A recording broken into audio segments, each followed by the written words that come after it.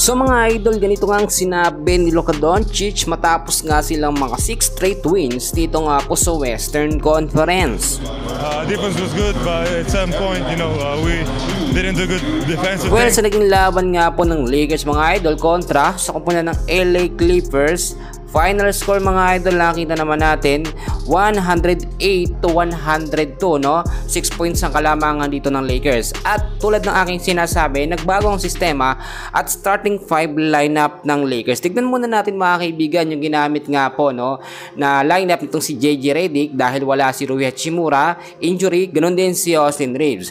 Nasa starting 5 lineup mga kaibigan, eto nga pong si Dorian Finney-Smith, LeBron James, Jackson Hayes, Gabe Vincent mga idol, at etong si Luka Doncic. Nakita naman natin kung titignan ninyo sa sistema na ginawa ngayon ni JJ Redick, nabibigyan ng pagkakataon at nakakapaglaro yung mga bench player ng Lakers. Ang sinasabi ko before, kapag hindi na i-injure yung starting 5 lineup nga po ng Lakers, laging nakafix yan. Pero dahil nga po paulit-ulit noon ang sistema at starting 5 lineup ng Lakers, mabilis at madali silang nababasa ng kalaban nila mga idol. Ang LA Clippers, malakas na kupunan yan. Ngayon ay bumagsak po sila sa standings at nasa top 2 naman na ngayon eto nga pong Los Angeles Lakers. Marami tayong napansin simula nang dumating si Luka Doncic dito nga po sa Lakers, nagsunod-sunod na pagkapanalo ng Lakers. At kung titignan ho ninyo, hindi lamang yon ang kayang gawin ni Luka, no? At kayang-kaya pang magpakitang gilas at mas magawa pa or mas makagawa pa ng matataas na stats o mga puntos mga kaibigan, lalo na kapag nasa kanyang highlights at minsan wala si Austin Reeves. Ang nangyayari kasi mga idol kapag nandyan ang mga star player ng Lakers, lalong-lalo na etong si Austin Reeves, no, hati ang nagiging puntos ni Luka, no? Madalas ang nagtutulangan talaga dyan etong duo na ito, LeBron James at eto nga pong si Luka Doncic. Tignan muna natin yung mga minuto mga kaibigan. So far, babad na babad po yung starting 5 lineup, which is si Dorian Finney-Smith, nabigyan ng 37 minutes of playing time. Merong 4 rebounds, merong 11 points. LeBron James, 36 minutes of playing time, merong 5 rebounds, 9 assists at 17 points. Si Jackson Hayes mga kaibigan, ang lakas ng depensa nito, no? Bumawi siya sa rebound, merong 7 rebounds at 6 points lamang. Luka Doncic mga kaibigan, grabe, no? Unstoppable talaga. Nakita niyo yung ginawa niya. Yung mga 3-point shot niya mga kaibigan sa first half pa lamang, ilang beses po siyang gumawa, no? Meron siyang 37 minutes of playing time, merong 6 rebounds, 9 assists at 29 points mga kaibigan. Si Gabe Vincent, 30 minutes of playing time, 3 rebounds, 2 assists at 9 points. Si Dalton Knecht mga idol, nakita nyo, so far siya yung pinaka o pangalawa sa pinakamataas na stats o puntos nga po na naitala, no? Parang siya nga po yung pumalit kay Austin Reeves mga idol, dahil nakita nyo naman kung paano talaga siya nagiging agresibo. Yung pagiging shooting guard niya sa labas mga kaibigan, sobrang gamit na gamit talaga. At ngayon may pinapatunayan nitong si Dalton Knecht dito nga po kay JJ Redick na nagkamali sila noon na i-trade siya, no, dito nga po sa ibang team. At ngayon nakita nyo na bigyan siya ng 25 minutes of playing time, meron pong 4 rebounds at ang taas ng puntos niya 19 points po mga idol.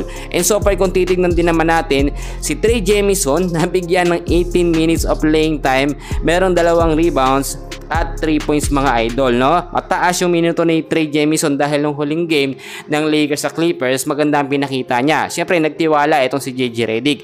Tulad ng aking sinasabi mga idol, maganda yung pinakita ng Lakers, pero hindi may iwasan yung mga turnovers, no? Nakita nyo sa first half.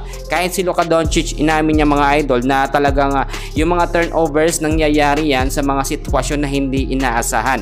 Pero kung titignan nyo naman, so far mas lamang pa rin yung nagagawang chemistry, momentum ng mga Lakers player kapag nagsimula yung magandang stats nila or magandang puntos nila sa first half pa lamang ng game. Dahil kung titignan yung mga idol, tignan natin, no, sa first half 56-43 yung naging score, at tignan nyo naman ilang puntos na ang kalamangan dyan ng Lakers. Kapag na-maintain po nila na lagi silang lamang per quarter, talagang nahihirapan ng humabol itong LA Clippers. Marami tayong napansin na iba ang sistema ngayon, no, nitong si JJ Redick. Noon kasi laging binabash, no, at sinasabi ng mga Lakers bashers, no, ay eto nga si JJ Redick, puro small ball ang lineup. Nung nandyan kasi si Anthony Davis, nakita naman natin hindi po po consistent ang pagkapanalo ng Lakers. Minsan nananalo, minsan natatalo, mas madalas natatalo. Bakit mga kaibigan? Ang sinasabi natin noon, kulang nga po sa big man. Before, hindi rin nagagamit at nabibigyan ng mahabang playing time. Ito nga pong si Jackson Hayes. Napaka-limited ng mga oras niya. Which is minsan, 5 hanggang 7 minutes lamang yung pinakamahaba niya nung nandyan pa si Anthony Davis. At ngayon, nakita nyo naman, nabigyan or nagkaroon ng maayos na rotasyon ng Lakers na kikita natin yung mga potential na mga player. At dahil nasa top 2 na sila mga kaibigan sa Western Conference, may assurance na tayo ngayon na makakapasok sila sa playoffs.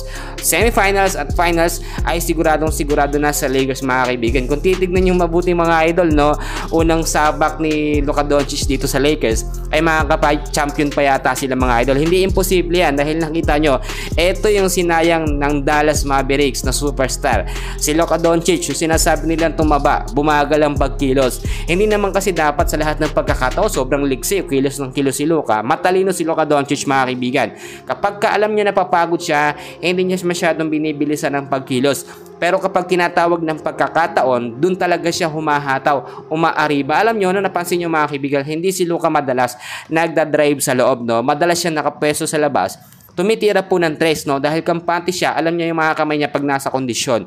Pero pag wala sa kondisyon ng mga kamay ni Luka Doncic, madalas nagdadrive siya sa loob, o madalas naman ginagawa niya yung mga no-look pass, yung mga fancy pass na napakahirap po talagang basahin. Eto pa mga idol, Luka, LeBron at Dalton connection, bagong connection yan sa Lakers na lagi nating inaabangan o aabangan na natin ngayon, no? And hopefully nga, no, gumaling na rin yung dalawang star player ng Lakers na na-injury na nasa starting 5, si Rui Hachimura at eto nga pong si Austin Reeves. Pero asahan yung mga idol dahil nga sa panibagong chemistry na nabuo ay mabibigyan ng mga opportunity o pagkakataon. Itong siyempre si Dalton Knecht mga kaibigan, Dorian Finney-Smith at si Gabe Vincent dahil sa kanilang napakagandang pinakita.